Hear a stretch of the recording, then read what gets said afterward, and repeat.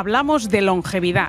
Y lo hacemos con Ernesto Prieto Gratacós, un visionario, un empresario e investigador dedicado al mundo de la oncología que ha desarrollado la terapia metabólica del cáncer, dirigiendo un laboratorio durante 13 años en Buenos Aires. Hoy, desde los Estados Unidos, sigue promoviendo programas de formación y con un equipo investigando cómo actúan las células, cómo envejecen y cómo se replican. Y hay algo concreto que él ha podido demostrar y que aporta un recambio celular que alarga la vida, y es el ayuno profundo. De ahí su libro, Ayuno Profundo 3.0, claves prácticas de restauración metabólica y nutrición celular. Buscadlo en internet, que ha sido todo un hallazgo para mí. Ahora sí, Ernesto Prieto Gratacós, bienvenido. ¿Cómo estás, Nuria, querida? Gracias por llamarme. Gracias a ti, gracias a ti. Mira, la semana pasada entrevisté a un investigador que está sobre el terreno haciendo estudios de microbiota masivos en los Países Bajos, y hoy vamos a seguir en el terreno y no en los libros, y eso me encanta, porque si hay un caso de experimentación es el tuyo. Vamos a hacer un poco de historia. En la Cuba de los años 70, Ernesto leyó un libro. Era pequeño Ernesto y leía un libro en casa de sus padres sobre los esquimales que te cambió la vida. Y años después, lo resumo mucho y tú nos cuentas un poco más, decidiste hacer varias expediciones al Ártico, donde comprobaste que aún hoy hay una pequeña parte de la población, como los inuit, que eso nos suena, que viven como en el Paleolítico y donde no hay cáncer. ¿Por qué decidiste hacer estos viajes? ¿Qué descubriste? ¿Y qué fue primero? ¿El interés por los esquimales y la vida paleolítica o el cáncer y la investigación sobre el cáncer? Right. Primero que todo fue mi curiosidad desde niño, de los 8 años, tenía una inmensa curiosidad intelectual. Mis padres tuvieron mucho que ver con alimentar eso, ¿no? En mi casa había más de 2.000 ejemplares, ¿no? De 2.000 volúmenes. Y yo creo que la parte fundamental, lo que más me llamó siempre la atención era un poco la antropología, si se quiere. En todo caso, estaba fascinado con la humanidad. Antropos, ¿no? Es el hombre, es el estudio del hombre. Entonces, crecí como una cosa muy normal. Mis padres no tenían filtros ninguno.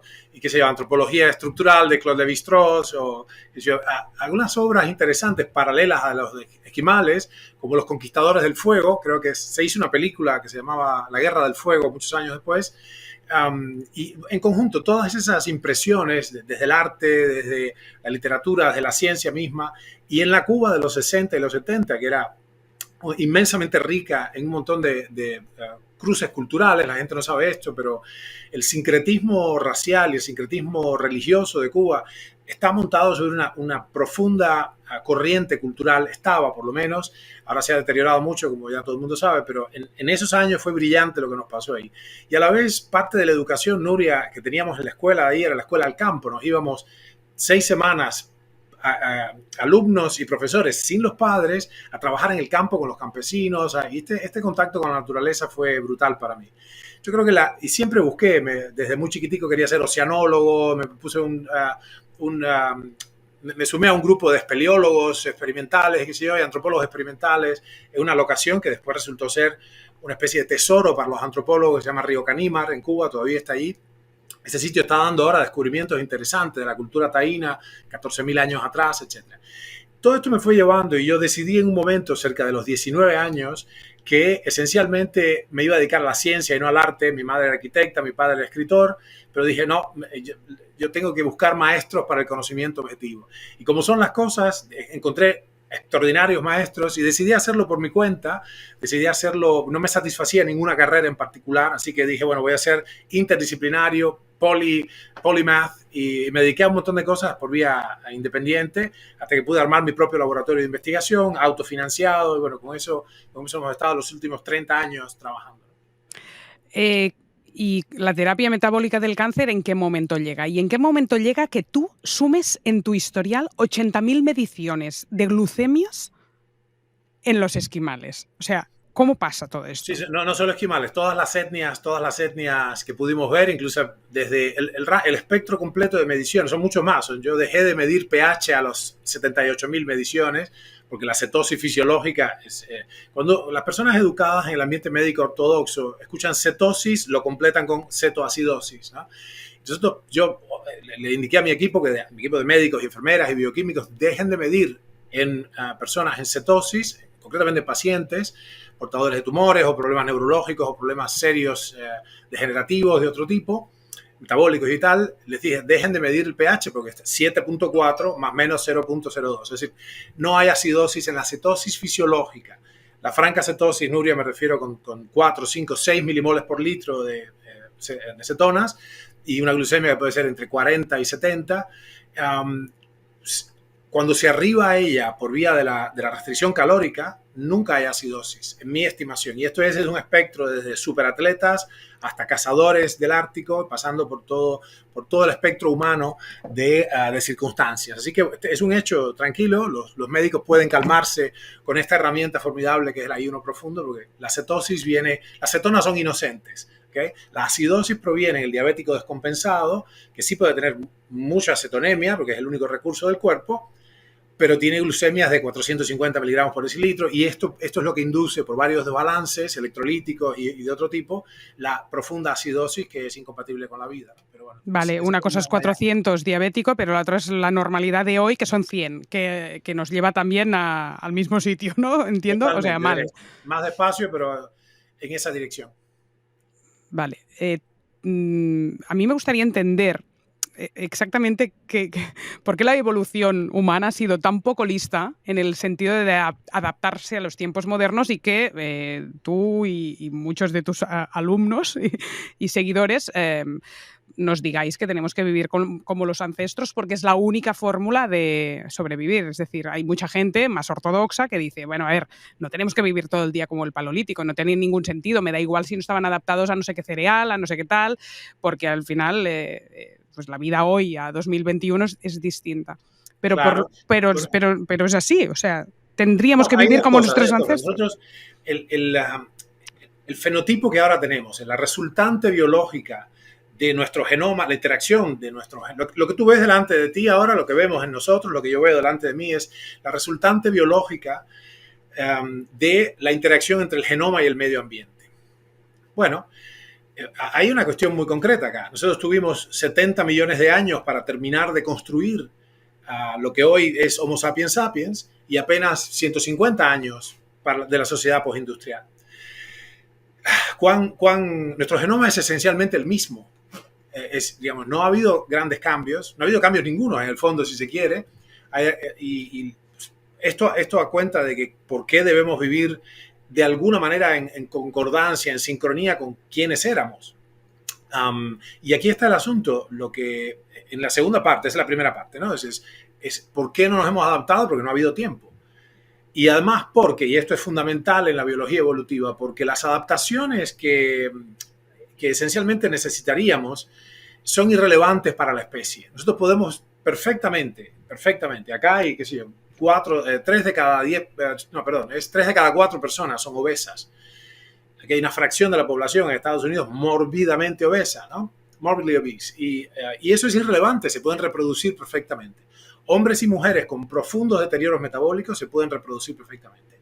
Y una de las cuestiones esenciales de la biología evolutiva es que no se seleccionan, la selección natural no opera en rasgos que no impiden la descendencia. Con lo cual aquí hay un asunto y está el antagonismo pleiotrópico, como tú sabes, que es básicamente que hay ciertos genes que nos ayudan, son favorables en ciertos ambientes y desfavorables en otros ambientes, y hay genes que son favorables en cierta edad y desfavorables en la vejez. Entonces, esta es la profunda ruptura. El problema de la gente es que miran esto de manera lineal, monótona, y no es así. Nuestros genes se comportan, o sea, dan ventajas o desventajas de acuerdo en qué ambiente se expresen. Por ejemplo, los genes ahorradores, tenemos en nuestro genoma la posibilidad que nos confirió la vida de engordar lo suficiente si comemos en el verano, comemos incluso grasa animal, está perfecto, seso, hígado, lo que comían nuestros antepasados, para poder resistir el invierno en que sin dudas piensa que el genoma, la terminación de nuestro genoma ocurrió en la última glaciación, son los últimos 120.000 años, ¿no? El último pedido glacial se llama, concretamente. Y finalmente, entonces, si no engordábamos, si no alcanzábamos a un cierto grado de resistencia insulínica incluso, no íbamos a pasar el invierno crudísimo, lleno de ayuno y digamos, yo he hecho la gente piensa de una visión bucólica del cazador que sale y agarra, bueno, no es así, es muy duro ser cazador y usualmente infructuoso. Yo he estado en qué sé yo, 3 partidas de caza con mis expertos guías esquimales, 2 de las cuales vinimos sin nada de vuelta. O sea, se entiende, expediciones infructuosas. ¿Y cómo vives todo ese proceso? En ayunas, vives de tus reservas. Si no engordaste antes, estás liquidado.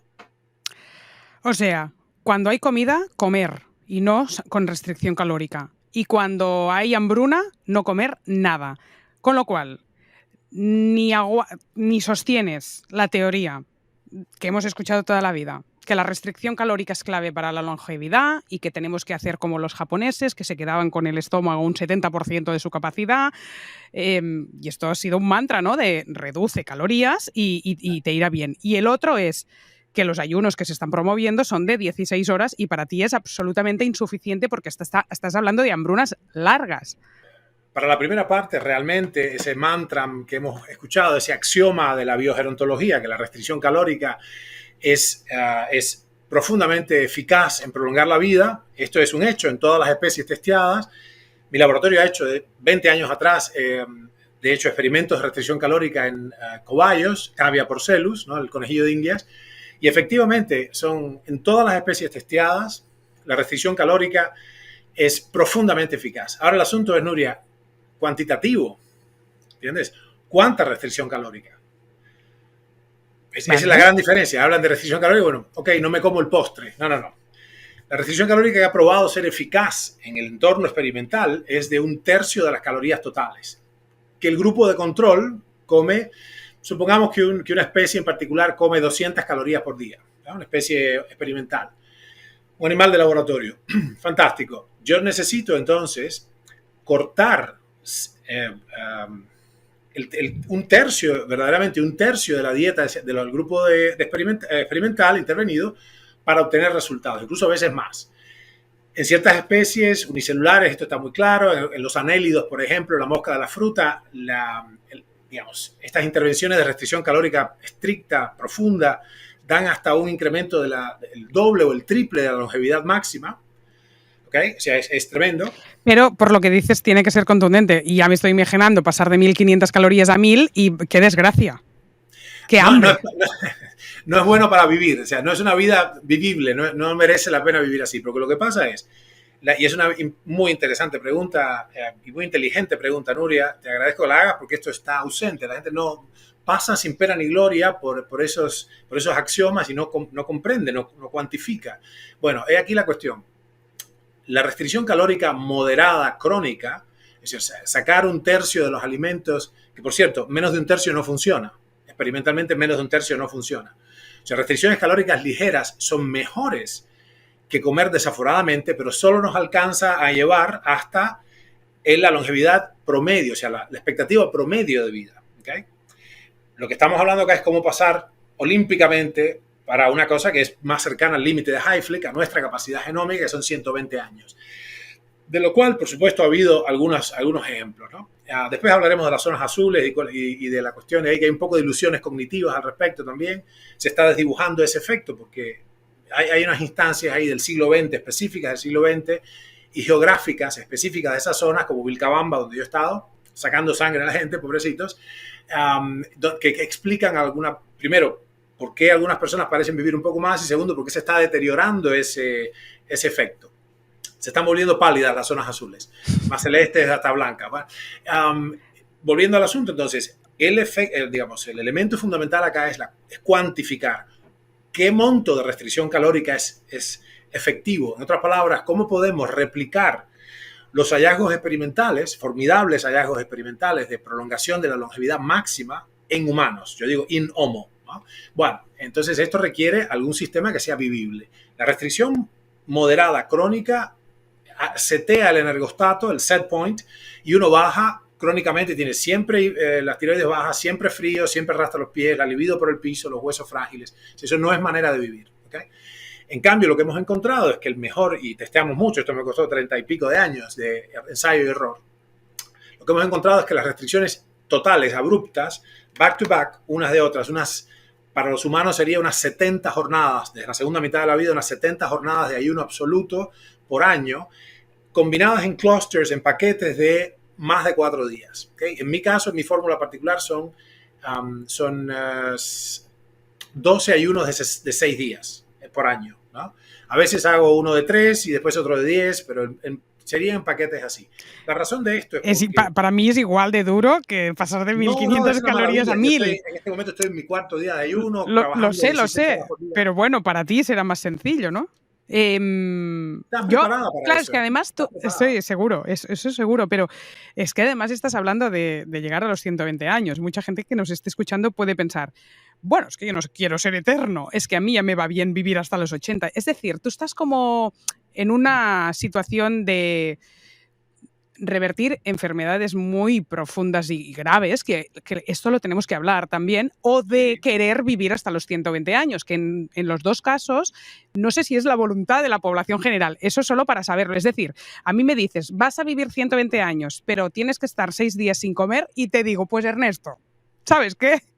Que ya está bien si solo vivo 85. Pero bien, eso lo dice yo ahora con... que eres tan joven y fuerte y capaz. El problema es cuando yo he visto esto muchas personas, yo he estado miles de veces, muchos miles de veces en el lecho, o no necesariamente en el lecho, pero en los últimos días de las personas y la cantidad de los regrets, ¿cómo se dice? Hay lamentos de si hubiera sabido, si hubiera podido, Total. quisiera, porque lo que uno quiere hacer a ese final, mira hacia atrás y dice, he vivido una vida, algunas personas están muy enteras y han vivido una vida de propósito, es una cuestión ontológica especial que surgió acá, ¿no? Pero en otras te dicen, si no hubiera hecho todo, o sea, ¿qué no daría por ahora estar 3 años más para ver a mi nieta, no sé qué, o para estar con mi familia? Yo la primera, o sea, hacía broma, pero sí que es verdad que eres exigente y realmente estás proponiendo algo que es una longevidad que pasa hasta de los 100 años, que la gente hasta debe ser escéptica escuchándonos. Sí, claro, pero el asunto es este.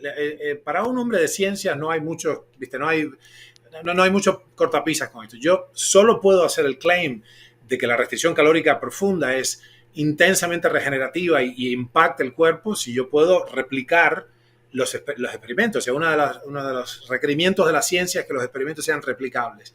Claramente no tenemos experimentos en humanos de prolongación significativa de la vida, porque son experimentos que durarían más que la vida del propio investigador. Tenemos un sucedáneo de eso, que es con los monos rhesus, que viven unos 23 años, y entonces pudimos hacer estudios randomizados y controlados, pudimos ir a la comunidad científica, y yo estuve esperando 18 años por ese experimento cuando me enteré que estaba en curso el experimento, ¿no? Y los resultados son conspicuos. Salta a la vista que la restricción calórica es formidable. Los monos pobres no tienen nada que hacer, comen lo que les dan, ¿no? Hay una cuestión después, hablemos de la alimentación restringida en el tiempo, el trabajo de Satchit Panda y por qué ciertas observaciones son... quien no está en un laboratorio y no ve a los animalitos comer y no sabe de la fisiología digestiva de los roedores, por ejemplo, no entiende que cuando tú restringes la ventana alimentaria simplemente no hace como nosotros. Yo no puedo, o sea, el animalito no puede comer el equivalente de 3.000 calorías en una hora para compensar por no haber comido, ¿no? All you can eat, como los restaurantes de acá, que la gente come, ellos no pueden hacer eso. Tienen un tempo, un ritmo alimentario, un ritmo digestivo, y ellos necesitan muchas horas para poder alcanzar el monto calórico que necesitan. ¿Okay? Entonces, si les acortas el tiempo de acceso a los alimentos, no estás cortando, no es una cuestión circadiana, es misteriosa que sucede, comen menos. Entonces, no es una cuestión de a qué hora comes y la ventana alimentaria, es una cuestión simplemente de que no tienen tiempo de alimentarse, ¿no? Bueno, ese es el cierre, o digamos, un paréntesis por eso, después volvemos. Pero el punto es el siguiente, la primera enfermedad seria que hay que tratar, Nuria, y esto es un problema mental, es el envejecimiento. El envejecimiento es una patología espantosa que damos por sentado que es natural, ok, es old age. No, esto es una enfermedad y míralo así, te hago este trade. En vez de vivir 120 años, vivamos 101, pero sin declinar desde los 60 en adelante arrastrando. No, hombre, esto seguro. Es que es lo que más me deprime de pensar. Pero yo había escuchado de nutricionistas a quien yo sigo que la restricción calórica mejora la cognición, la sarcopenia, nos ayuda a proteger la salud del colon, retrasa los problemas de atrofia cerebral. Con restricción calórica, no, entendida, bueno, no sé si era del 30, pero hasta ahora que nos ayudaba a prevenir estados diabéticos. Absolutamente, no. Pero entiende, yo estoy tratando de usar un lenguaje no un lenguaje indeterminado. La declaración que la restricción calórica produce todas esas increíbles beneficios que tú dices, tiene que ir seguida de cuál es el monto de la restricción calórica. Y otra cosa más, ¿para qué sujeto humano? La especie humana tiene una gran variabilidad, hay variabilidades interindividuales, interraciales e incluso intraindividuales. No es lo mismo Ernesto a los 17, a los 19, a los 21, que Ernesto a los 68. Es decir, entonces, en diferentes circunstancias van manifestándose diferentes cosas. O sea, de hecho, hay contraindicaciones muy serias para el ayuno profundo. Una de ellas es el embarazo, por ejemplo. La caquexia, la astenia, después por la convalescencia de una enfermedad seria, la pérdida de sangre abrupta, etc. Entonces, con eso en mente, hay una gama de subfenotipos. No existe el fenotipo humano, más allá de que uno puede reconocer un ser humano. Ese es el fenotipo, es la expresión externa. Tú reconoces a un humano visualmente y te das cuenta que hay un fenotipo genérico, pero después hay subgrupos, digamos, subclasificaciones fenotípicas por el sexo, por la edad, por el índice de masa corporal, por si tienen deteriorado el sistema inmune o no. Es decir, hay varias... entonces, para poder hacer una declaración tan rotunda, tengo que aclarar cuantitativamente qué quiere, cuánta restricción calórica, y cualitativamente en qué persona se aplica y después, bueno, cómo se nutre uno. La gente que nos está escuchando, ¿cómo puede saber qué fenotipo es para saber si les conviene o no les conviene hacer un ayuno profundo? Sí, yo diría que en este caso, para intervenciones tan serias que hay que ponerse en manos mira, una cosa en manos profesionales, gente que sepa. Como vosotros, que hacéis unos programas y unas mentorías individualizadas, claro, muy potentes para conseguirlo, y invito a la gente a que no solo descubra tu libro, en Kindle está, Ayuno 3.0 profundo, sino también en la web de Ernesto, donde tendréis la información de las mentorías, ¿no? Claro, ahí en particular está el programa Ayuno Profundo 3.0, que viene incluido con el libro, y esto es un programa que nos toma no menos de 4 semanas, usualmente 5, por un algoritmo que hay de ayuno contra refeeding, o sea, ayuno contra nutrición y entrenamiento. Es un programa muy completo, y en esa pequeña mentoría, o sea, en esa mentoría es un pequeño grupo, una mentoría grupal donde estás dentro de personas que son como tú, en edad, en sexo, en IMC, etc.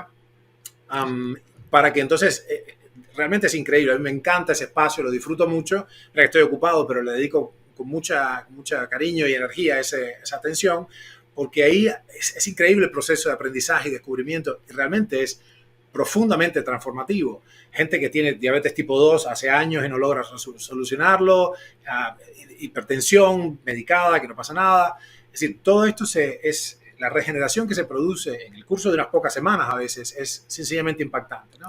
Y es realmente una de las medicinas, yo te diría, si tú tienes otra, dímela, la medicina más extraordinaria en términos económicos, porque no solo no cuesta nada, sino que ganas dinero, todo el ahorro que se genera, ¿no? Ayunando. Vamos a contar 2 conceptos que tú los hablas con mucha familiaridad. Nosotros tenemos que ir entrando poco a poco, que tienen a ver con el cáncer también, que es qué se produce en este ayuno tan profundo que no es suficiente ni 16 horas, ni 18, ni 24, que a partir de las 72 en adelante es cuando se produce lo que tú dices, recambio subcelular proteico. Otro concepto que quiero que cuentes, que es la autofagia regenerativa. Claro, claramente, sí.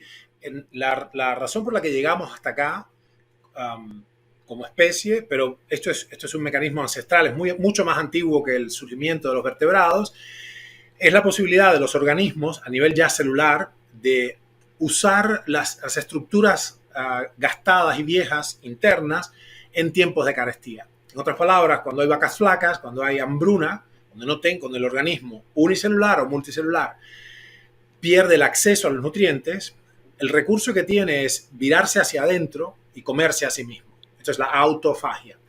Pero lo interesante es que no come indiscriminadamente, sino come en un orden muy particular. Es un orden parecido a los que han hecho, digamos, técnicas de almacenamiento, first in, first out, FIFO, ¿no? Es decir, si tienes un almacén de vituallas y tú vas comprando de manera regular, consumes primero lo que primero entró, por una cuestión del tiempo de vencimiento, ¿no? Entonces, en la medida en que van entrando nuevas cosas, tú vas comiendo las más antiguas. Bueno, de esa manera, y esto se hace con una señalización proteica que es muy fina, es el trabajo de se crean vesículas autofágicas, el trabajo de Yoshinori Ozumi, premio Nobel de 2016, y lo interesante es que entonces permite selectivamente sobrevivir y al mismo tiempo purificar el organismo. ¿Purificarlo de qué? De las estructuras viejas, de los muebles viejos, de los libros ya con polillas, del piano que tiene comején, etc. resulta es que si logro sobrevivir, porque esto es un problema, si sobrevivo a la hambruna, porque muchas veces el término de eso es que indefinidamente mueres, es una cuestión termodinámica, ¿no? Estadísticamente hay que comer. Si logro sobrevivir a la hambruna, el resultado de eso es que estoy achicado, mi biomasa es significativamente menor, pero aquellos orgánulos internos que tengo son los mejores. Y lo interesante es cuando viene el refeeding, esta magia del alimento, los tesoros moleculares del alimento, se replican. Por ejemplo, las mitocondrias, las estructuras celulares que se replican son las mejores que había. Sin defectos de membrana, sin defectos internos, sin proteínas defectuosas, sin fallas genéticas incluso, ¿no?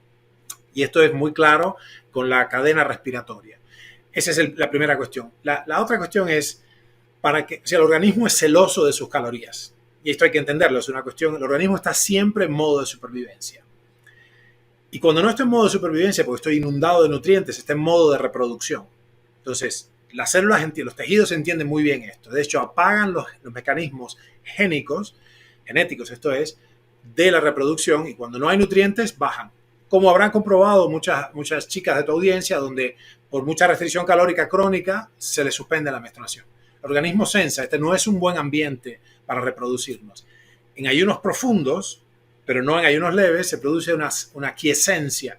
Los tejidos paran de reproducirse. Están vivos, están viables, pero están en inquietud, no se replican. Entonces, una cosa es la quiescencia y otra la replicación. En este sentido... Eso para el cáncer es genial, porque entiendo que nos están reproduciendo células dañinas. Sí. El problema con esto es que es muy difícil porque la persona, justamente, el paciente oncológico, está contra la espada y la pared. Y ahí es un tema muy complejo para hoy, es realmente complejo y no quiero inducir que alguien con cáncer se empiece a autotratar con ayuno, es lo peor que puede hacer. Esa no es la solución. Mi laboratorio descubrió esto yo estoy al tanto de esto hace 20 años. Yo, de hecho, fui uno de los primeros en traer del ámbito de la neurología. Yo conocía la dieta cetogénica en neurología desde el año 91. Me lo enseñó uno de mis mentores, Marcos Díaz Mastelari, brillante médico cubano. Y eso lo trabajamos porque trabajamos en un centro de restauración neurológica, un centro extraordinario que hubo en Cuba de neurotrasplante, fundado por la brillante Hilda Molina. Yo tuve el gusto de trabajar ahí esos años construyendo formulaciones moleculares adecuadas para los pacientes, de fitoterapia o de comida. O sea, era muy nuevo el concepto de la nutrición ortomolecular y la molécula correcta en dosis grandes, los nutracéuticos. De hecho, yo fui uno de los primeros en sugerir ese vocablo, ¿no? Nutracéuticos. Entonces, el asunto es, para trasladarlo, como ya conocía esto y tenía la historia de los esquimales y todo, que esencialmente toda la literatura epidemiológica de los 1800 a 1910 decía así claramente: el cáncer es absolutamente desconocido entre los inuit, los yupik, los tajik, es decir, los pueblos circumpolares, ¿no? Los evenki, por ejemplo, son una veintena de pueblos circumpolares que vivieron 40.000 años en esas condiciones muy duras. Te la regalo vivir ahí. O sea, es durísimo, ¿eh? Terminas el día exhausto a las 3 de la tarde. ¡Qué horror! Sí, el sol se asoma a las 11 y se desliza y a las 3 se oculta otra vez. Es un mundo brutal.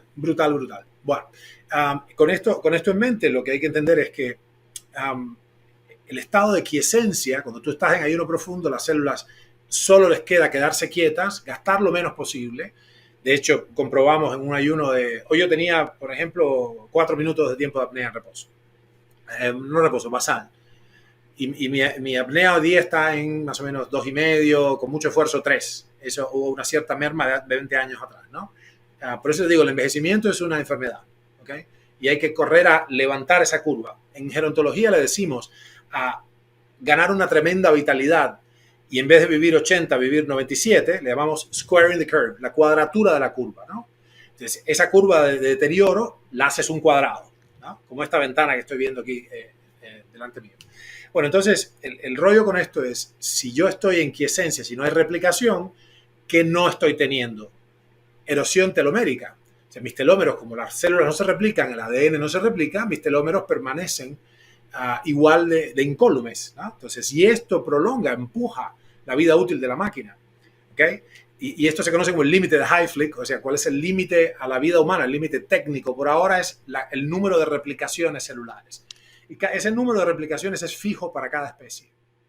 Entiendo que se quedarán un poquito antes de eso, inventando la dieta cetogénica, promoviéndola para el cáncer, porque lo que sí que veían era que la glucosa, sin duda, era lo que reproducía más las células. Es decir, no consiguieron eso de la aquiescencia porque tampoco se ha dicho ayunos para cáncer, pero dieta cetogénica para cáncer está súper estudiado. Y entiendo que iba por aquí cuando estabas haciendo esta explicación de cáncer, dieta cetogénica, y aquí quiero que empecemos a entrar a hablar de glucemia, cetonas y el vínculo que tiene toda la gente que está haciendo dieta cetogénica en estos momentos en el mundo y desde hace años con los ayunos que hacen, que son semi-intermitentes y que no sé si son eficaces para llegar a este punto de recambio celular, subcelular, proteico que tú nombras, para decir eso te va a ayudar para que tus células no vayan a peor y tengas mejor longevidad. Mira, los dos estados, quiero redondear la cuestión del cáncer primero, que es, los dos primeros libros que se hicieron en el planeta, en la faz del planeta, sobre el tratamiento metabólico del cáncer, los hice yo. Oncología ortomolecular y terapia metabólica del cáncer. 18 meses después del segundo salió el libro de Thomas Seyfried, Cancer as a Metabolic Disease. O sea, y nosotros, eso no es nuevo para nosotros. Y ellos piensan, Seyfried, D'Agostino, los otros muchachos, piensan que la dieta cetogénica es la solución del cáncer, y no lo es. ¿Okay? Por supuesto que retrasa el crecimiento tumoral, disminuye las metástasis y prolonga modestamente la sobrevida. Esto es muy claro en los estudios, pero no es la cura del cáncer. El cáncer sigue ahí. Tenemos una mortalidad menor. En los gráficos tú ves que es una mortalidad menor. Es muy interesante en términos de prevención. Para el tratamiento, lo que nosotros hicimos una profunda prospección de esto. Lo que poníamos a la persona en cetosis profunda como el marco metabólico, el marco fisiológico en que hacer una intervención endovenosa con lo que yo considero el mayor aporte que he hecho a la oncología clínica, que es la inhibición competitiva con análogos estructurales. Esto es, inhibición competitiva es una cosa conocida, es las enzimas del cáncer se inhiben porque alguien ocupa el lugar de los sustratos. Una molécula indigerible ocupa el lugar de los sustratos comunes, que son la glucosa, la glutamina, el piruvato, etc. Y esto es todo un catálogo de sustancias que nuestros médicos administraban en el contexto de una profunda restricción calórica, con cetosis de 4 milimoles por litro y glucemias de 36 miligramos por decilitro. ¿Okay? Estamos hablando de personas que venían caminando a la clínica. Y en ese contexto favorable, por una cuestión de competencia enzimática, se hacían estas... Bueno, esto es inmensamente complejo, no es para este momento, pero quiero decir, no es... Vale, pero no era ni la dieta cetogénica ni el ayuno profundo. Hacíais una terapia metabólica del cáncer basada en suministrar suplementos o un tratamiento moléculas concreto. específicas que son indigeribles, que son análogos estructurales de las moléculas normales del que comemos, pero que son lo que se llama... no tienen lo que se llama actividad intrínseca. O sea, son morfológicamente parecidas, como una llave que se parece a la llave de tu casa, pero tiene un pincito menos, cuando la metes no funciona. Se parece, pero no funciona. Esto se conoce como inhibidores competitivos, ¿no? Y esto es análogos estructurales, y la función y lo que ejercen, el efecto que ejercen es inhibición competitiva. Bueno, volviendo a tu pregunta de esto, el asunto es, nosotros hemos construido nuestro ser, y eso le pasa a todos los animales superiores, a todos los mamíferos ciertamente, entre dos combustibles, no sé si se ve ahí porque yo no me estoy viendo. Sí, sí. ¿Se ve esto? Okay, sí. Son dos combustibles disponibles. Y ambos son perfectamente admisibles. Uno es muy rápido, la glucosa, y otro es más lento, pero seguro, que son las cetonas, los cuerpos cetónicos. Y lo que pasó en las condiciones de la forja del genoma humano, yo digo la forja porque es con martillo, con hielo, con golpes, o sea, fuego, golpes y frío. Todo eso teníamos, es como la forja del hierro, ¿no? Estoy hablando de millones y millones de años. Y en ese periodo lo más común era estar en cetosis. Lo más común, o sea, llegar a comer era un evento estadístico, era un evento en el tiempo. O sea, el grueso del tiempo estamos en realidad viviendo de nuestras reservas. Así que hemos pendulado de manera espontánea, común, toda la vida. Los dos estados, yo te decía, tuve que inventar un nombre para que los médicos se destrabaran, que son dos estados fisiológicos perfectamente admisibles: cetosis y glucosis. ¿Okay? Lo que la gente tiene ahora no es glucosis, es hiperglucosis. Nos han sido dados históricamente dos estados posibles, alimentariamente hablando. Uno es la inanición, en hambre total, y la otra es la nutrición. En un momento, la mayor parte del tiempo estaba en inanición y otra parte en nutrición. Fantástico. En un caso estoy en cetosis, en otro en glucosis. Y el cambio alternado rítmico e irregular, esto es importante, a intervalos irregulares, por ejemplo, se comía mucho más en verano que en el invierno y así, las especies, los animales superiores han pendulado entre un combustible y otro. Y eso es todo el misterio, no hay ningún misterio. ¿Y es la clave también de la longevidad, pendular? ¿Cómo? Pendular de la glucosis a la cetosis es no solo lo hacían antes, sino que sería lo recomendable. Sí, esto es imprescindible para mantener la salud. El problema está que cuando tú te mantienes en glucosis permanentemente, pasas a sobresaturación. Aún si comes bien todo el tiempo, vas a declinar mucho menos que los que comen, los que están ya con diabesidad, obesidad y diabetes juntas. Esto es muy común, lo veo en todos lados. No acá en este particular, en Sonny Isle, no, porque la gente se cuida, tiene otra cultura, qué sé yo, ¿no? Pero acá hay una cuestión ya evidente. Cuando tú te mantienes en un solo nutriente mucho tiempo, produces hiperglucosis. O sea, te mantienes en glucosis todo el tiempo, se genera hiperglucosis. Vas a liquidar la capacidad de los receptores celulares de operar, de obedecer a la insulina. ¿Okay? Y esto es simplemente esta declinación de la sensibilidad de diabetes tipo 2. Y si estás todo el tiempo en cetosis, por lo que hemos visto acá, en cetosis franca, verdaderamente te desapareces. Porque la cetosis franca, la auténtica cetosis, que es un ratio específico de cetonas a glucosa, solo se obtiene en déficit calórico. Y la pregunta es, ¿puede un organismo estar en déficit, o sea, tener más gasto que ingresos indefinidamente? La respuesta es no. Eso es lo que nos mata. 1/3 de la muerte en el cáncer es por inanición, se llama caquexia cancerosa. Entonces, con esto en mente, es una ilusión que yo puedo estar siempre en cetosis.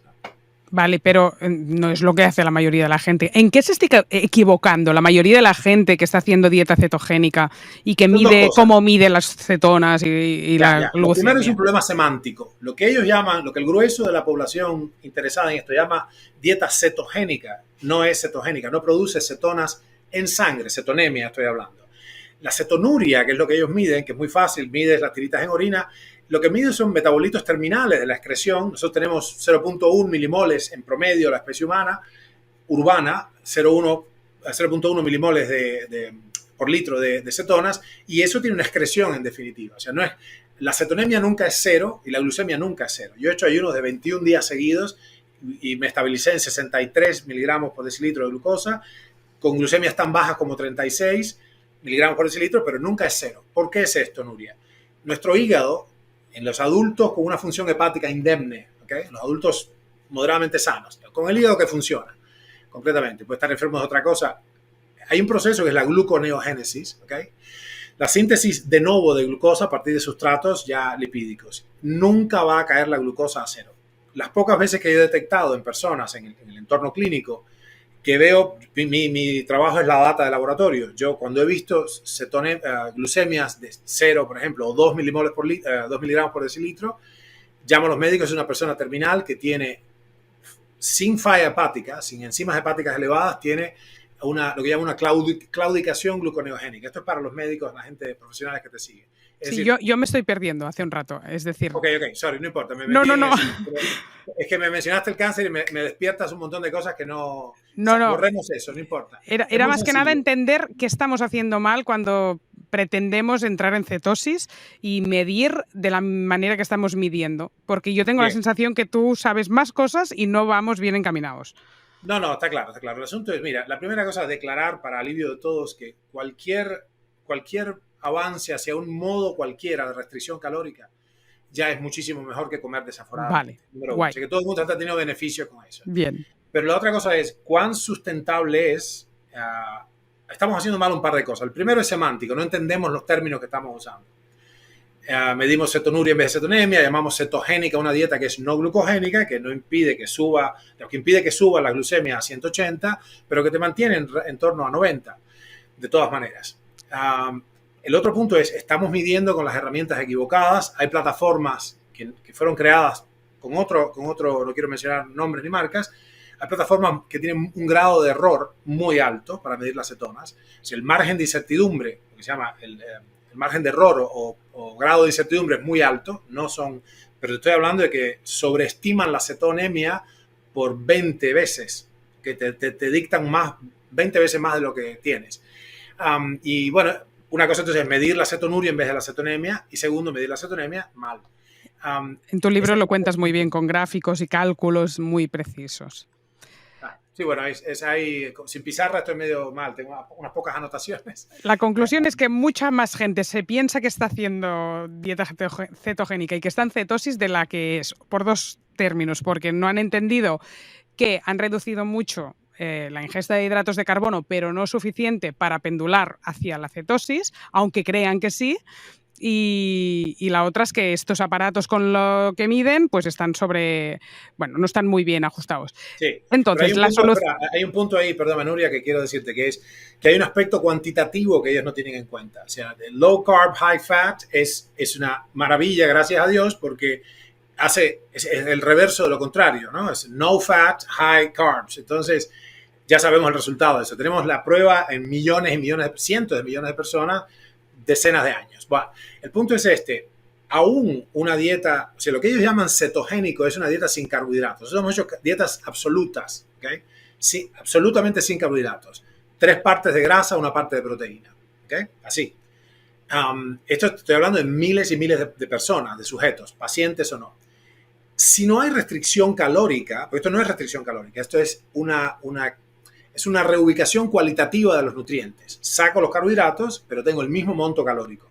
El impacto de esos dos platos, uno basado en carbohidratos y uno basado en grasas y proteínas, es muy diferente. Son isocalóricos, pero no isometabólicos. Bueno, si yo he testeado muchas veces, hay gente que está comiendo, no sé, 30 días seguidos, solamente 3 partes de grasa y 1 de proteína, carne de chancho, suficiente, y la glucemia permanece en 90, no hay cetonas por ningún lado.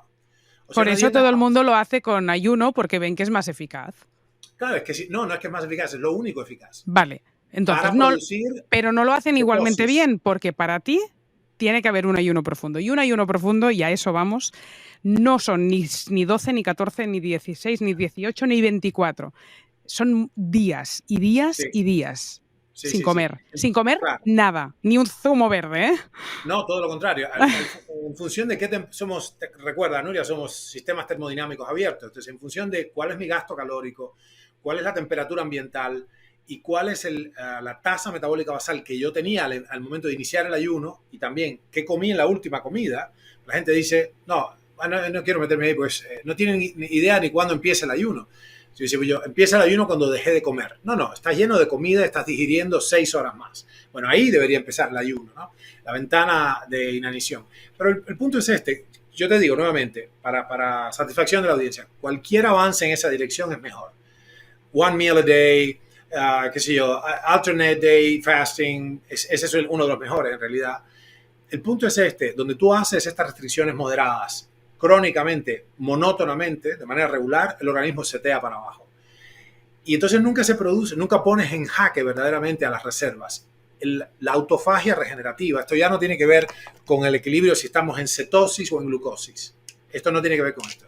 Tiene que ver con que al cuerpo hay que empujarlo bien profundamente a la inanición, que sense en todos sus tejidos, ok, no hay comida y esto es para rato, para que empiece a virarse hacia adentro y empezar el reciclado de proteínas, la autofagia regenerativa, que es la única cosa real que ha probado ser. De hecho, ahora los fármacos que se intentan hacer son miméticos de la restricción calórica profunda, miméticos de la autofagia, etc., ¿no? O sea, moléculas que suscitan estas cosas, ¿no? ¿Hay alguna otra manera? La metformina, suplementos. ¿Hay otra manera de llegar a todo eso que no sea con este ayuno profundo?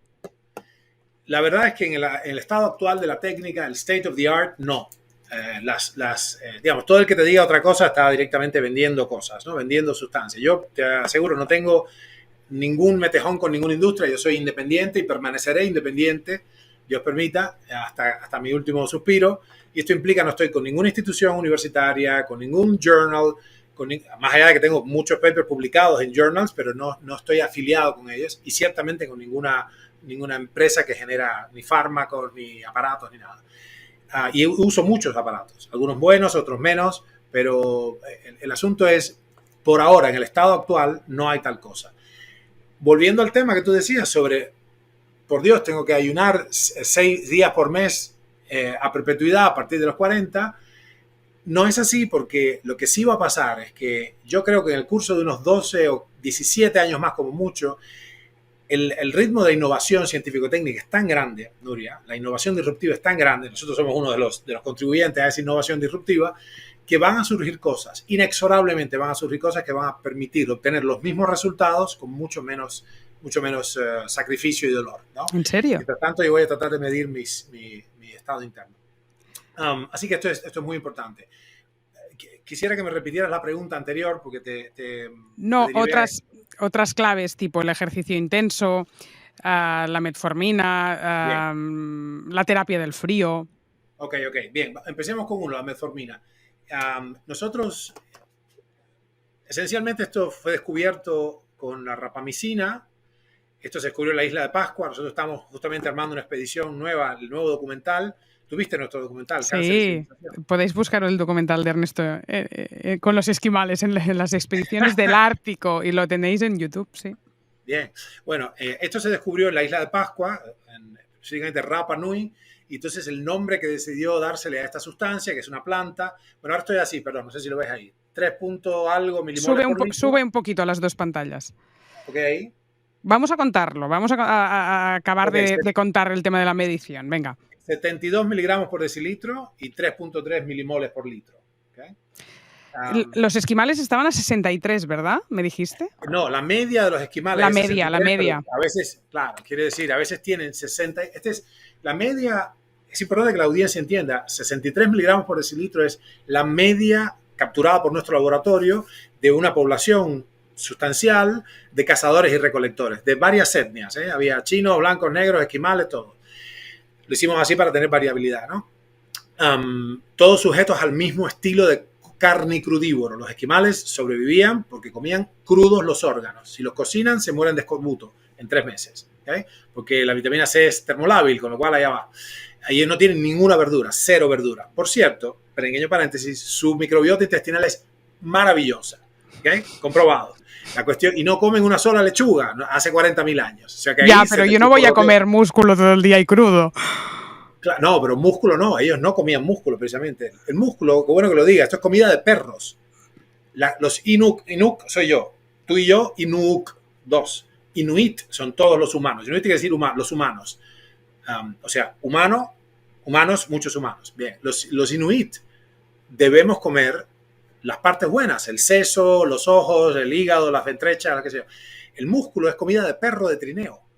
Eso vale, pues la grasa, ¿no? Entonces. La grasa es brillante, claro. Yo creo que te mostré, está en ayuno profundo. La proporción que ellos comen es 3 partes de grasa, 1 de proteína. Sí. Bueno, pues la grasa cruda todo el día, comiendo animales, sesgos. Sangre. Sangre. Claro, pues no es factible esto ahora. Bueno, se ve que es factible, lo que es asqueroso, pero es asible, factible, se puede hacer, pero es asqueroso.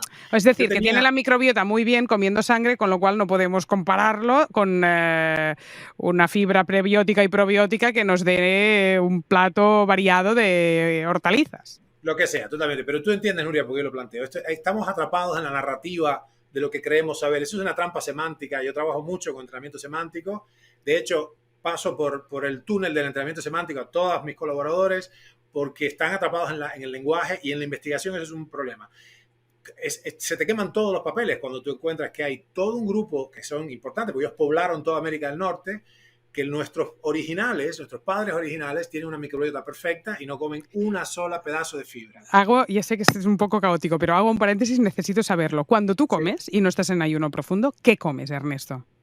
Todo lo que se arrastre, huele, nade, repte, camine, todo. Ningún problema. ¿Haces dieta carnívora entonces? No, no necesariamente. Yo tengo una dieta más flexible donde en ciertos momentos, pero aquí es importante que preguntes eso, en ciertos momentos saco sectorialmente un grupo de alimentos, en otro momento lo pongo. Cuando yo era chiquitico y de mamey, en Cuba, las cosas no estaban disponibles todo el tiempo. No teníamos importaciones. Comías lo que había en la estación. La estación del tomate, después no lo ves más. La estación de la toronja, y no la ves más hasta el año que viene. Llegaron las guayabas. O sea, solamente en determinados momentos había acceso a ciertas cosas. Y haces eso mismo y también con carbohidratos, ¿eh? Y fruta, por ejemplo. La verdad es que no es santo de mi devoción. Muy pocas veces como fruta, muy pocas veces. De hecho, cuando quiero engordar, como fruta. Cuando quiero prepararme para una expedición o una cosa así, como fruta porque la fructosa en particular, la peor de las azúcares, es inmediatamente digamos, inmediatamente lipogénica, es un problema, ¿no? Pero porque tienes que entender, es una maravilla disponer de frutas cuando estás en edad reproductiva. Esto se conoce como la teoría del gen egoísta, ¿no? Que es de Richard Dawkins. Nosotros tenemos dos compulsiones fundamentales, los seres vivos. La primera es sobrevivir a toda costa. La segunda, reproducirnos a toda costa. ¿Qué pasa después de esto? No tiene la menor importancia. Para la biosfera, Nuria, tú y yo somos perfectamente reemplazables. No tenemos valor. Tiene valor para la biosfera, esta inteligencia extraordinaria del planeta, la película de vida orgánica sobre la Tierra, quiere permanecer, es un transductor de energía solar. Esto es un hecho en la física y en la biología, no estoy diciendo nada, no es esotérico, es lo primero que te enseñan en termodinámica. Quiere decir, el sol es el dador primario de energía y después por la fotosíntesis se hace todo lo demás. Bien, con esto en mente, nosotros perfectamente podemos hacer cosas que son positivas, productivas para la reproducción. Lo que quiere el cuerpo es crear, tu cuerpo, Nuria, quiere crear cuantas copias viables posibles de tu ADN sea posible, sea menester. O sea, ¿entiendes? El cometido de los organismos vivos es desesperados por reproducirse, sobrevivir y reproducirse.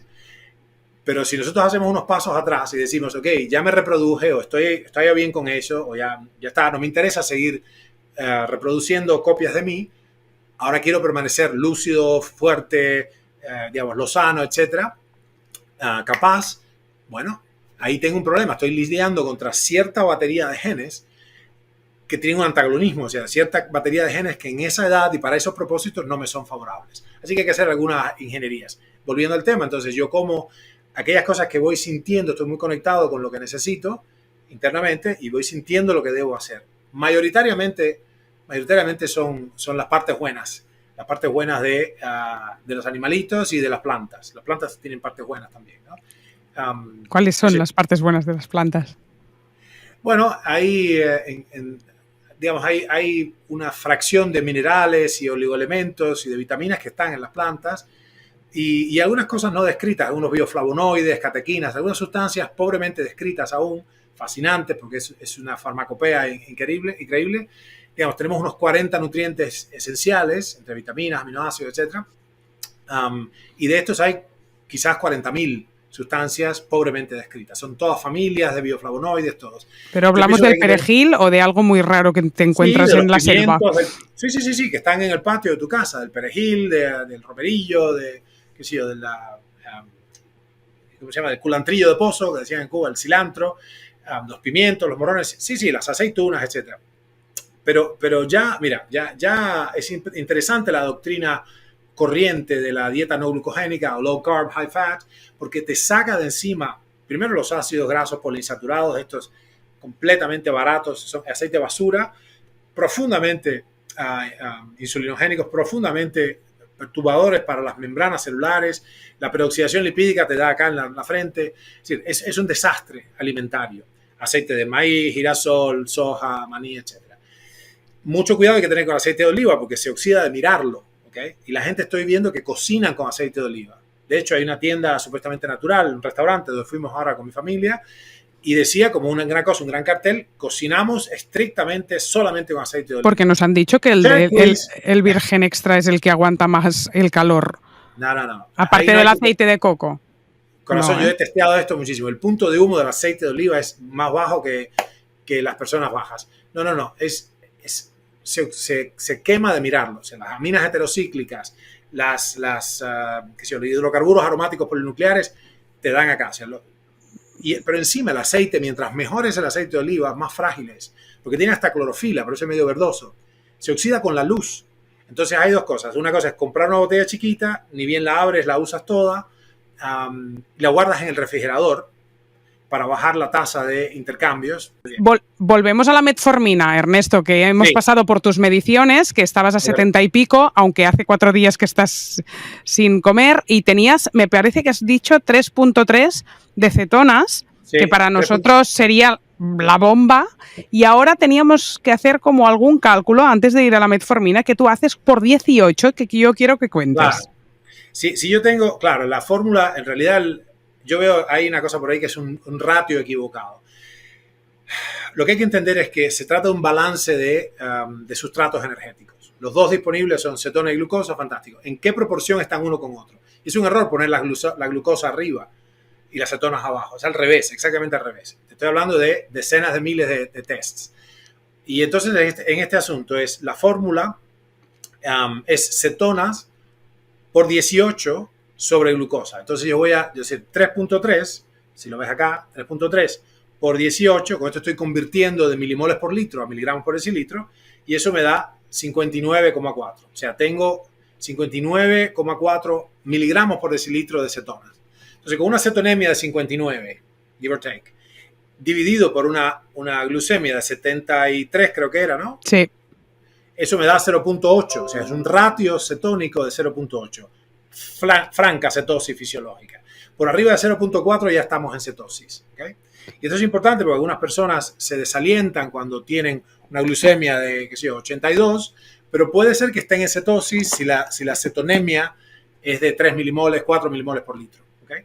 Entonces, por eso hay que medir las dos, pero verlo al revés, ¿no? Verlo al revés. Pero nuevamente, el problema es ¿para qué estoy haciendo esto? Una cosa muy importante, Nuria, que nadie tiene en cuenta, los carnívoros furibundos, todas las tribus, ¿no? Los veganos, los que hacen low carb, high fat, los que dicen que no sé qué, la pirámide alimentaria. De ninguna de esas prácticas alimentarias se tiene evidencia de la sustentabilidad transgeneracional.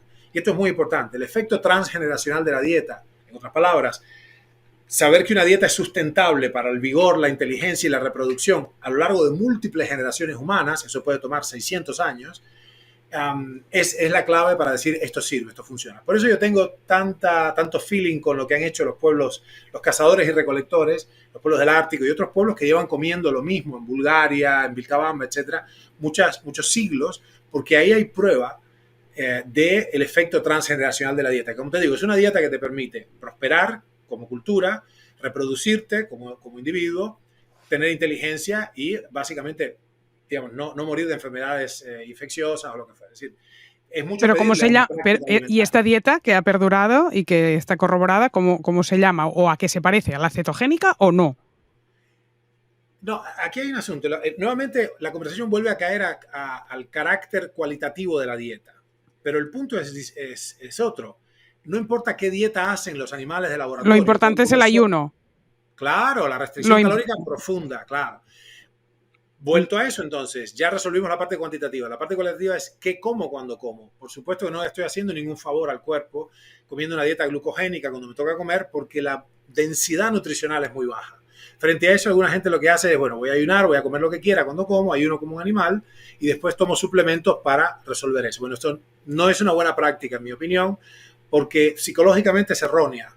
Yo creo que hay que cuidar mucho del organismo en el sentido de que es una herramienta fabulosa. Yo quiero contribuir, quiero crear valor, quiero vivir con varias generaciones de mi familia, quiero, qué sé yo, seguir teniendo una vida plena, feliz, investigar, y eso requiere un cuidado del cuerpo, ¿no? Entonces, con esto yo pienso que hay que hacer las dos cosas. El ayuno profundo es indispensable si soñamos siquiera con replicar. Este sería, de alguna manera, la réplica experimental de las condiciones de la forja del genoma humano y prehumano, 70 millones de años. Y por otra parte, entonces, saber que tengo que cuidar la calidad de todo esto. Por suerte, yo no tengo... El problema es este, Nuria, los ayunos eran nadie, las culturas no han ayunado, salvo los tipos que sabían más, por razones ya filosóficas o religiosas.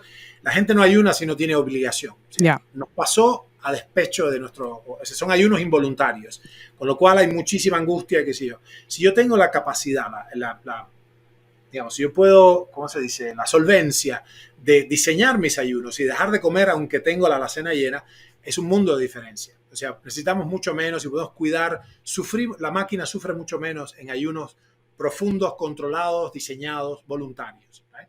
¿No sufres, Ernesto?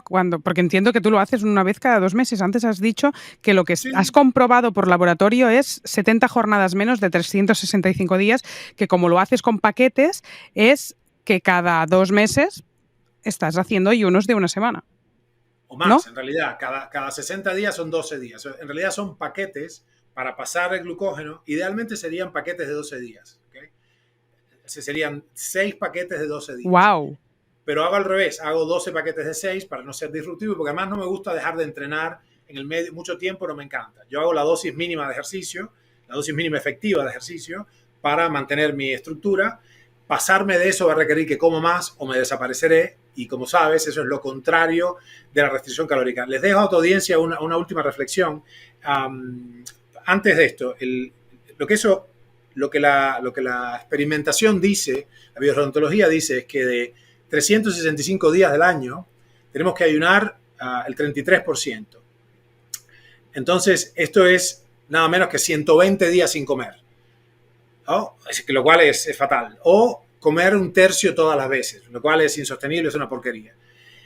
Por el otro remedio tenemos entonces apenas un 20% de las calorías totales, y es 365 por 0.2, y nos da 73 jornadas. Por eso llegué a ese punto de 73 jornadas. Pero el asunto es que no hay que hacerla, porque yo te podría decir, bueno, ayuno un día por semana. Entonces son 52 jornadas de ayuno. O no, entonces ayuno 36 horas por semana. Bueno, el problema es, y 36 por 52 da, bueno, no sé cuánto da, perdón, 36 por 52 da un montón. Tienes que 36 horas, perdón, es 1.2, discúlpame, sería ya 1.2 por 52.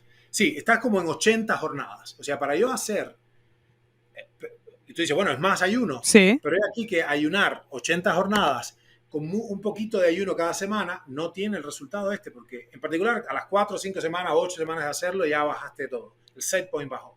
Y no se produce la autofagia regenerativa. La autofagia regenerativa es empezar... la previa al ayuno profundo ya son 72 horas, ¿verdad? Sí.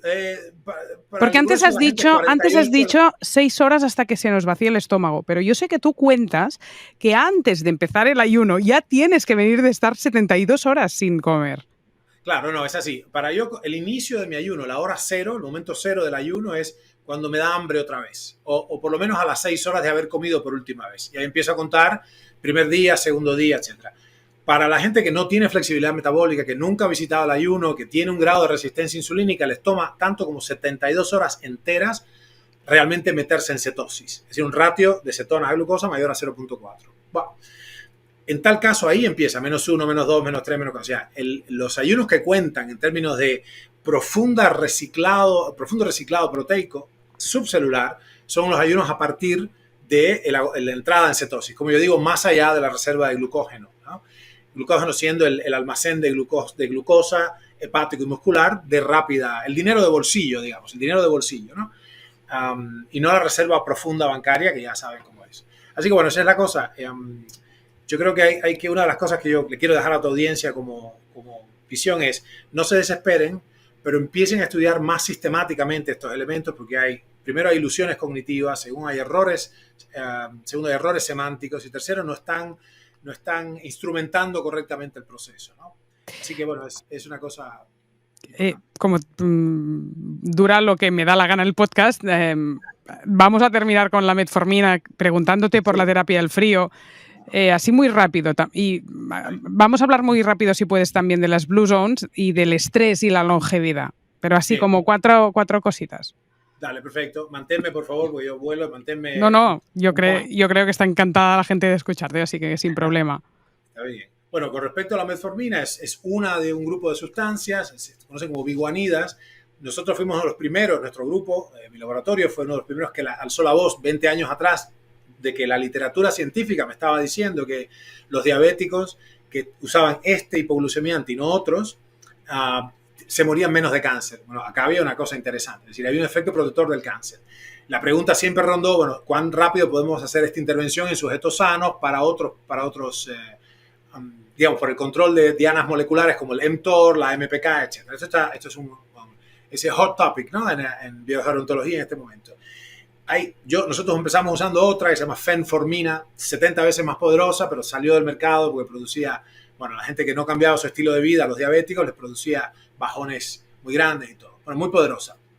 Lo cual quiere decir que en el entorno clínico adecuado, con supervisión médica, es mucho mejor la fenformina y la buformina que la metformina. Pero volviendo al tema, esto se inició en Rapa Nui, en la isla de Pascua, donde una de las plantas tenía esta sustancia, la rapamicina, por eso se llamaba Rapa Nui, rapamicina por Rapa Nui, y se vio que era sumamente tóxica. La rapamicina es muy interesante en laboratorio de prolongar la vida. De hecho, yo conozco investigadores que están tomando 2 o 3 miligramos de rapamicina a intervalos regulares.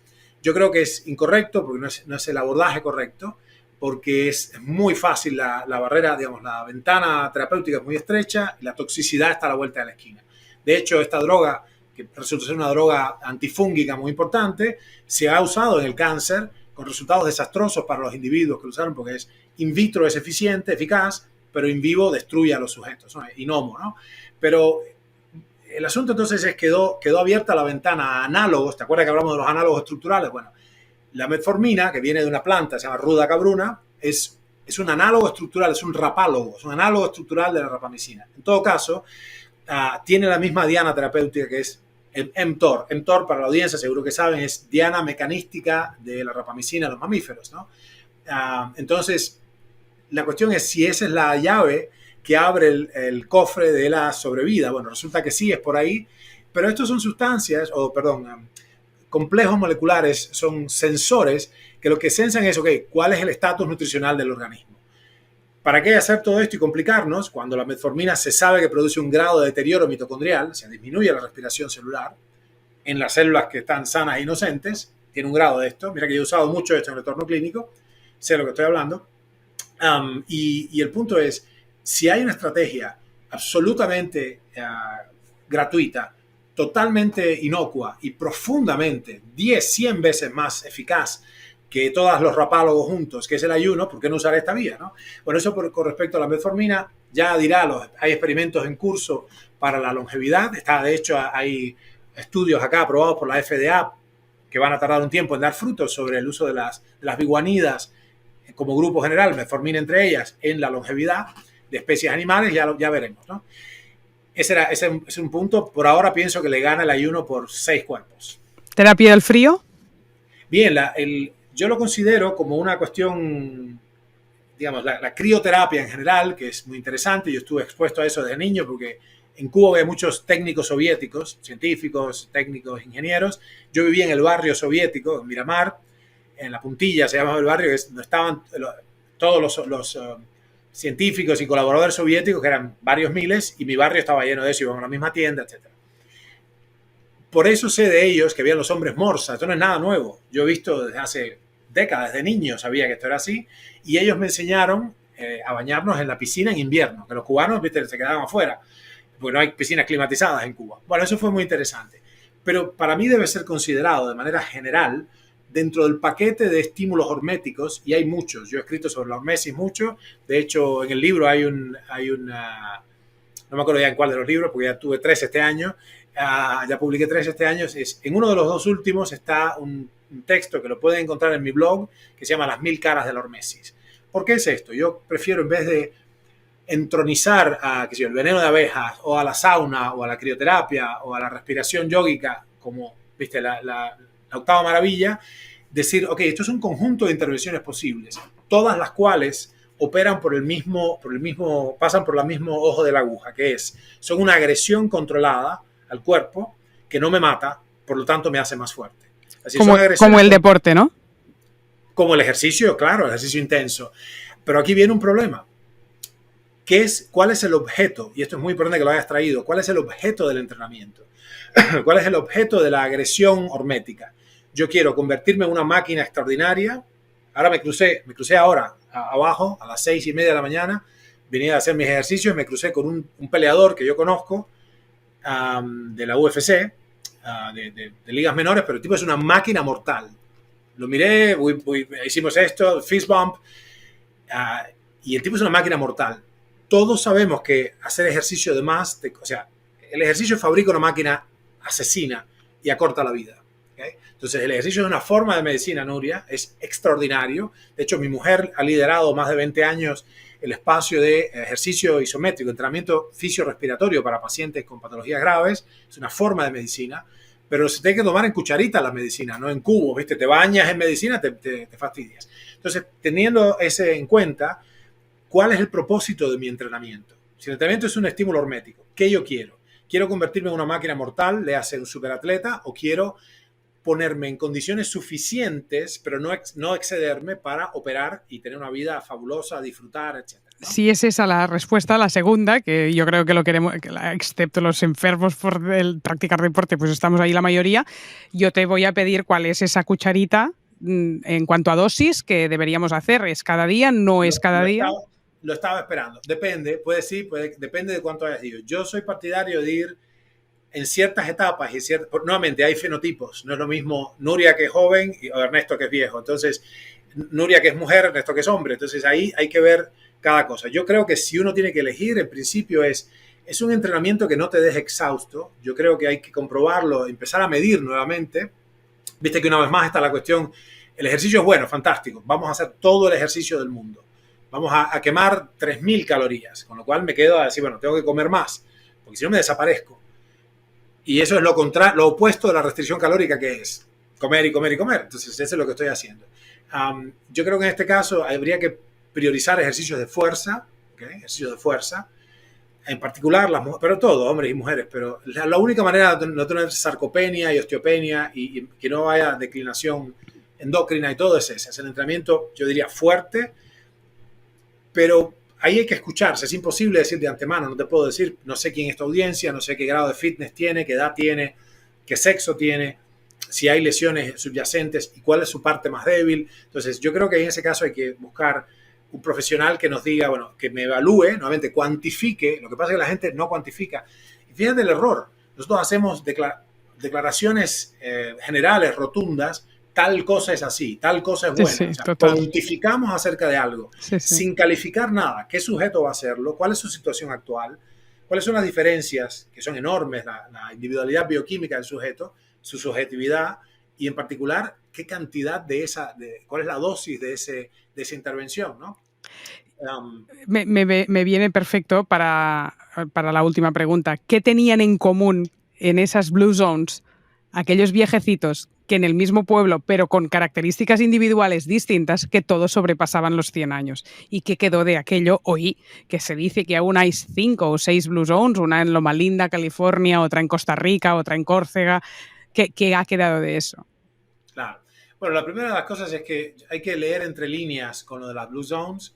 No es que todo el mundo vivía 100 años, ni mucho menos. Es que había porcentualmente había una población más longeva. Esto la primera cosa que se vio acá, que yo recuerdo en el mundo de la gerontología, es una aldea en China que se llama Pama. Y lo que vimos en ese caso es que primero ellos no saben por qué vivían muchos años. Yo he entrevistado un centenar de nonagenarios en mi vida. De hecho, he escrito Sexo, Drogas y Longevidad, es un libro de biogerontología.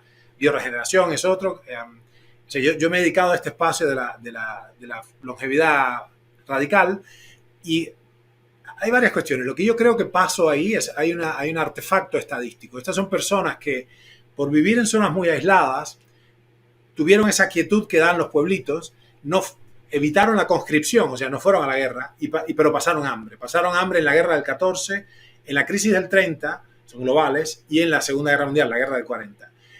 Y esto se sabe, está muy establecido en epidemiología, que hay un decremento formidable de las patologías degenerativas en los periodos de la guerra y posteriores a la guerra, por la escasez enorme, las libretas de racionamiento, etc., ¿no?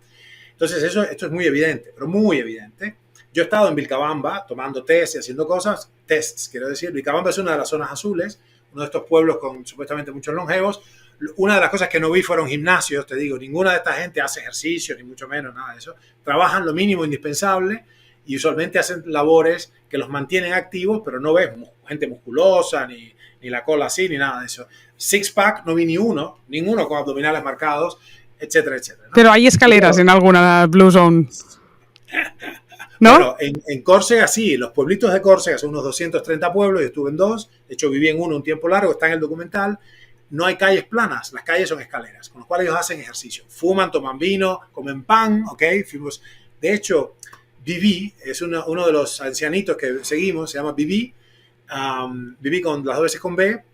Nosotros lo seguimos hasta que pudimos entrevistarlo, y él venía de la panadería, sube un auto a traer pan todas las mañanas, ¿ok? El pan, imagínate. Bueno, y ellos comen sus verduras de ahí. Vivi tenía 80 y pico de años, y era multimillonario, de hecho, porque era dueño de unos viñedos que heredó, era un poco el tonto del pueblo, Viví, ¿no? De Village Idiot.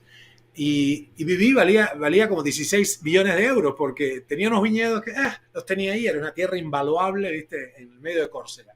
Bueno, es muy gracioso ¿Y qué pasó? ¿Que es de una generación que pasó ya la última guerra que dices? Es decir, ¿es que aún queda gente viva que ha heredado esas hambrunas de estos 3 periodos que nos acabas de decir? Muy buena pregunta, Nuria, porque seguramente me estás... Claro, vino, fuman, pan, no hacen deporte, no están musculados, solo las hambrunas. Quiere decir que están viviendo de renta de épocas de hambrunas y si ahora no hacen ayuno profundo, acabarán occidentalizados igual de mal. Totalmente. Ya se está deteriorando incluso este efecto, ya se está deteriorando. Cuando empezamos a estudiar las zonas azules, por supuesto que muchos de ellos mienten, por ejemplo. Lo que pasa es que la gente no sabe lo siguiente, no sabe leer entre líneas. Cuando ellos se dieron cuenta, en Panamá esto fue muy evidente, lo está filmado, cuando ellos se dieron cuenta que era un objeto turístico y venían los tipos a verlo, que empezaron a decir, bueno, primero, aumentemos la edad, segundo, suplantemos. ¿En serio? Sí, de hecho, se ha hecho. Mira, hay comunidades japonesas y chinas de Perú donde ellos tienen el mismo nombre que el padre y como todos los chinos se parecen, según decimos nosotros, para ellos no es así, heredan, entonces viene y suplanta y muestra, pero esto sucede lo siguiente, no es posible hacer ciencia sólida al respecto. Tú ves que la persona es muy vieja, pero no sabes cuándo nació. ¿Por qué es esto? Cuando empezó esto 30 años atrás, para las personas que eran, qué sé yo, centenarias, 30 años atrás, un siglo atrás no había documento de identidad. Tú no tenías que tener, te anotabas en el registro civil si querías, no sabías cuándo naciste, ¿entiendes? Y la gente podía básicamente fabricar su edad. De hecho, yo a mis hijas que nacieron en mi casa, las parió mi mujer en el cuarto nuestro en Buenos Aires, cuando vivíamos en Buenos Aires, la anotamos 2 meses después. Podríamos no haberla anotado, por ejemplo, ¿entiendes? Bueno, entonces que es muy, yo te digo, me resbala muchísimo lo de las zonas azules por respecto a que es insustanciable en algunos aspectos, pero es verdad que tienen un sentido de colectividad, una dieta sencilla, no comen un montón porque no tienen esos apetitos. De hecho, para Japón, por ejemplo, el azúcar era una cosa bien escasísimo, de hecho. Comías un dulcecito de pasta de frijol con un poquito de azúcar, que era carísimo una vez por año. O sea, es más importante lo que no comen, de porquería, de ultraprocesados, de todo lo que nos ha traído la dieta moderna, ¿no? Y en cantidad. Hay restricción calórica y creo que no se ha conocido ninguna buzón, o yo leí alguna vez, que fuera vegana. Todos son omnívoros. ¿Puede ser? Sí, eso no me extraña nada, pero además de esto, otra vez, lo que yo como ahora no es lo que yo he comido toda mi vida. Yo pasé mucha hambre en Cuba y comí mucha porquería. De hecho, perdí los primeros dientes, los perdí porque comía agua con azúcar, que eufemísticamente le llamamos sopa de gallo, ¿no? En un momento que no había nada que comer. Es decir, también esa hambre me ayudó a estar un poco mejor y tú dijiste algo, el rédito, la renta, las restricciones hechas, y existe eso. O sea, cada hambre que pasaste cuenta hacia adelante, porque en el fondo hubo menos replicación, es decir, hubo menos erosión telomérica, ¿está claro? Ya, pero la generación actual ya no hemos... No, digo intrageneracionalmente. Yo pasé mucha hambre en el pasado, eso cuenta ahora. Vale, pero la pasaste tú, no tu padre ni tu abuelo. Ya no cuenta, no es traspasable de generación. Claro. Es que lástima. No. Mis abuelos, el hambre que pasaron. Es epigenético. ¿No? Lo que sí heredé de mis abuelos que sobrevivieron a la hambruna es la posibilidad de pasar hambre.